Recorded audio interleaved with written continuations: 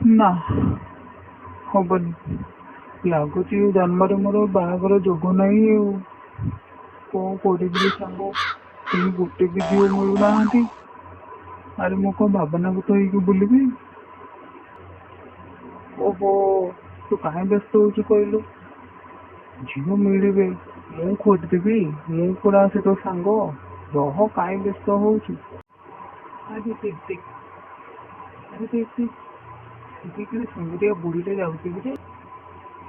ଆରେ ମୂର୍ଖ ପାଷାଣ୍ଡ ଅପଦାର୍ଥ। ଆରେ କଣ ବୁଢ଼ୀଟା ଉପରେ ତ ଆଖି ପଡିଗଲା କିରେ ମୂର୍ଖ। ତୋତେ ଆଉ କେହି ମଳିଲେନି ରେ। ଓରେ ଶଳା ହାରାମି। ଆରେ ତୁ କେଡ଼େ ବେଇମାନଟା କିରେ? ମୁଁ ତତେ ତୋ ଭଲ ପାଇଁ କହୁଛି, ତୁ ମତେ ବକୁଛୁ।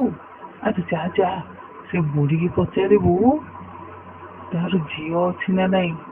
ଆରେ ବାହାଘର ପକ୍କା କରିବାକୁ ମ ତୋ ପାଇଁ। ଯା ଯା, ଜଲ୍ଦି ଯା, ସେ ବୁଢ଼ୀ ପଳେଇବ।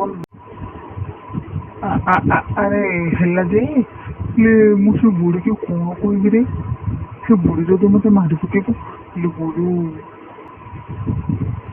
ଆରେ ମୂର୍ଖ ଅପଦାର୍ଥ, ଯା ଯା, ପଚାରିବୁ ସେ ବୁଢ଼ୀର କିଏ ଝିଅ ଅଛନ୍ତି ନା ନାଇଁ।